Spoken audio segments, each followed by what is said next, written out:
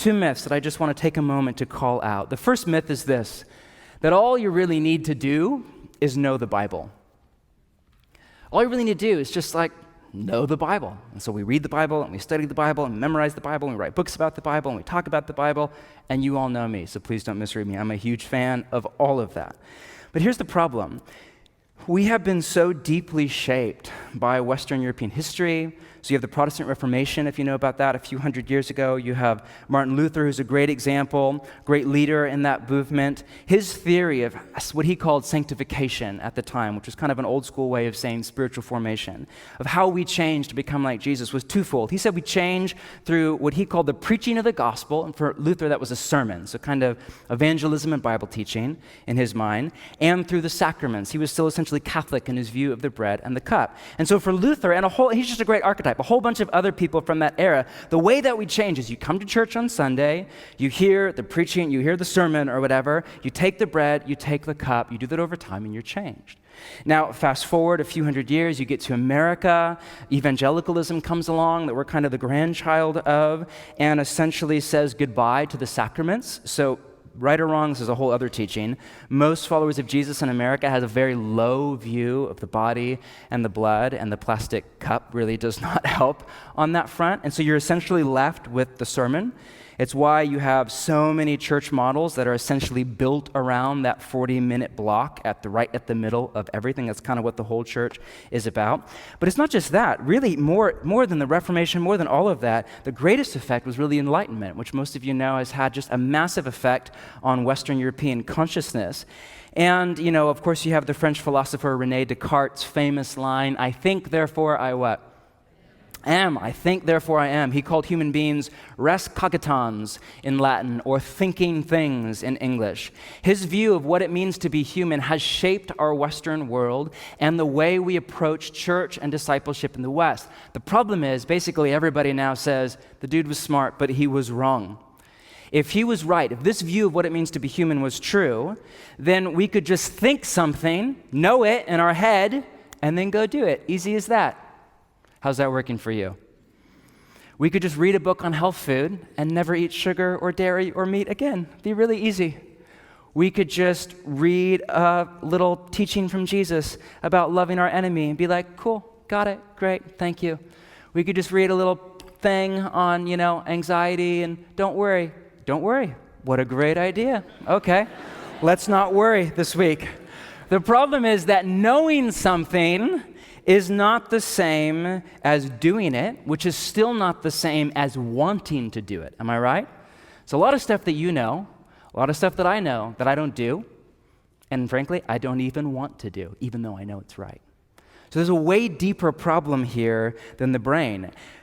What this means for our apprenticeship to Jesus, and this is a key idea for us tonight, is that we can't think our way to Christ-likeness. And the mind is essential. We'll get into that. But just bear with me. You can't think your way to Christ-likeness, because the way of Jesus is a way. It's not just a set of ideas. It is a way of life. Our problem is that, as a general rule, even in the most anti-intellectual churches in the U.S., and it's not a slam, but it's just how it is, our approach to discipleship is usually a solely intellectual endeavor. Now, by intellectual, I don't mean it's heady and only for the educated people in the church. I mean that it's solely through the mind and the imagination. It's all about information transfer. So it's, hey, you want to grow and mature in Jesus? Come to Bible study on Wednesday night, or get with your small group, read this book, and have discussion questions, or meet with your mentor for coffee every Thursday morning, work through this curriculum from the Navigators on basic doctrine of Christianity or whatever. That's all great stuff. Don't misread me. I'm not down on any of it. But hopefully you all know this. Information transfer alone does not yield transformation. It is a false assumption to think as your knowledge of the Bible goes up, your Christ-likeness will go up with it.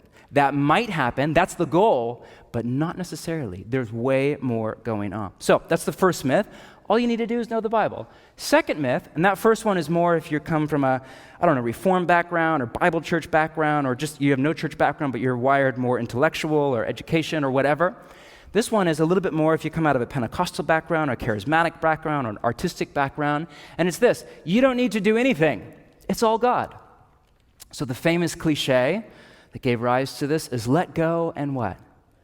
Let God. That is such bad theology. I don't even know where to start. There's actually a tagline from the Keswick Convention. There's a whole history there. Let go and let God. I call it like the Matrix theory of spiritual formation. Remember Matrix? Come on. It's no Star Wars, obviously, but it's really good. You remember like the download thing? Trinity here. I need a pilot program for a B-12 helicopter. And it's like, got it. And now she's a pilot. Yeah. That's so cool in a movie. That's not how apprenticeship to Jesus works. I wish it was like, hey, Jesus, I need a download for peace. Got it. Hey, Jesus, download patience, my 7-year-old. Got it. Hi. Like, Jesus, I just need a download for freedom from the addiction to, I don't even want that anymore. No, I'm good. Like, oh, that would be so cool. Unfortunately, it is absolute fantasy. I love that saying. It's one of the few cliches that I really like. Without him, we can't, but without us, he won't. Without him, we can't. Without us, he won't. Change, transformation is a joint effort between you and God. God has a part, and you have a part. God has a responsibility and a role to play, and so do you and I. And if that makes you nervous, I love Dallas Willard's line about how grace isn't opposed to effort, it's opposed to earning. So often we confuse the two. I have a 10-year-old son I love who every day I make him practice the piano in the afternoon, whether he wants to or not, and he's kind of into music, so it's usually okay. But I don't make him practice the piano to earn my love. He has my love. Like, I love that kid too much, if anything. Make him practice the piano because my love will not make him into a really good rock star. Musician. Piano player, whatever. Like, for that, like, he has a responsibility. He has a part to play to become the man that I think God created him to be. All that to say, we have to partner with God. He has a part, and so do we.